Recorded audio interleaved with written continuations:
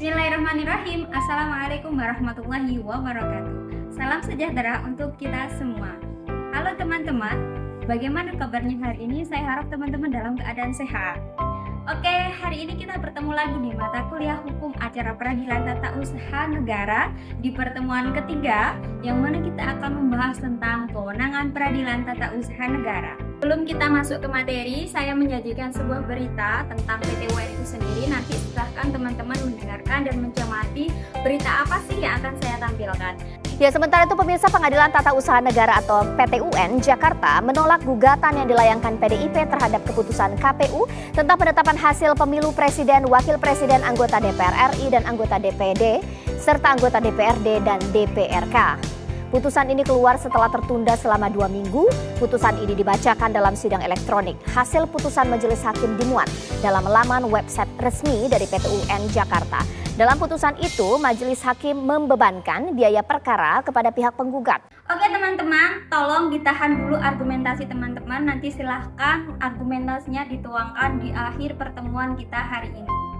Baik teman-teman, kita akan mempelajari tentang kewenangan peradilan tata usaha negara itu sendiri. Sebelumnya saya akan memberikan keyword bagi teman-teman, yakni apa sih itu kewenangan.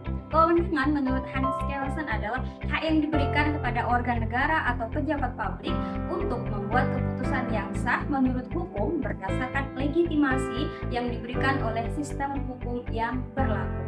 Sehingga dari ini kita bisa memaknakan apa sih itu kewenangan. Jadi kewenangan itu adalah hak yang boleh dilakukan karena secara legitimasi sudah didapatkan oleh PT UN itu sendiri sebagaimana yang ada dalam konstitusi. Oke, selanjutnya setelah kita mengetahui apa sih itu kewenangan, kita lanjut ke dasar hukum tentang pembentukan PT UN itu sendiri. Yang pertama ada dalam konstitusi yang mana sudah ada di pasal 24 di ayat yang kedua, yang pada prinsipnya menyatakan bahwa peradilan Mahkamah Agung di bawahnya ada yakni 4 peradilan, yakni peradilan umum atau peradilan negeri, peradilan agama, peradilan militer, dan yang terakhir adalah peradilan tata usaha negara. Oke, selain dari konstitusi ada lagi turunannya, yakni di Undang-Undang Kekuasaan Kehakiman nomor 48. Nah, yang kemudian diturunkan lagi ke undang-undang dari PT UN itu sendiri yang sudah mengalami 3 kali perubahan. Dan yang terakhir adalah Undang-Undang nomor 51 tahun 2009 khusus membahas tentang PT UN itu sendiri. Dan dalam pelaksanaannya ada yang namanya Peraturan Mahkamah Agung yang sudah tertera di nomor 6 tahun 2018 tentang bagaimana pelaksanaan administratif peradilan PT UN itu sendiri.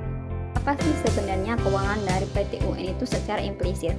Nah, itu sudah tertuang di pasal 1 ya dalam Undang-Undang PT UN nomor 51 tahun 2009 yang menyatakan bahwa peradilan tata usaha negara berwenang 3 pokok, yakni adalah memeriksa, kemudian memutus, dan yang terakhir adalah menyelesaikan sengketa tata usaha negara antara siapa? Yakni adalah antara orang atau badan hukum perdata dengan badan atau pejabat tata usaha negara, baik pada pemerintahan pusat maupun di pemerintahan daerah.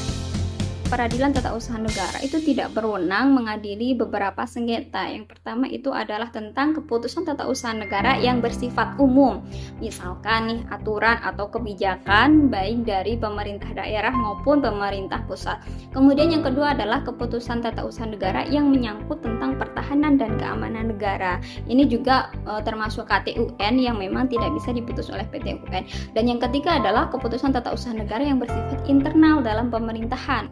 Tentang mutasi pegawai. Kemudian yang keempat adalah keputusan tata usaha negara hasil dari kebijakan atau diskresi. Nah, ini juga tidak bisa diputus oleh PT UN. Dan yang terakhir adalah keputusan lain yang dikecualikan oleh undang-undang itu. Baik teman-teman, tadi kita sudah mempelajari tentang kewenangan dari PT UN, dasar hukumnya, dan 3 pokok kewenangan yang memang secara eksplisit sudah ada dalam undang-undang. Nah, setelah ini silakan teman-teman menuangkan argumentasinya dan dikumpulkan di Classroom dan juga absensi di WAG. Kemudian setelah itu di minggu yang akan datang kita akan mempelajari selanjutnya sebagaimana yang ada di RPS. Saya rasa cukup untuk hari ini. Terima kasih banyak. Semoga apa yang sudah kita diskusikan bermanfaat dan barokah. Dari saya cukup. Wassalamualaikum warahmatullahi wabarakatuh.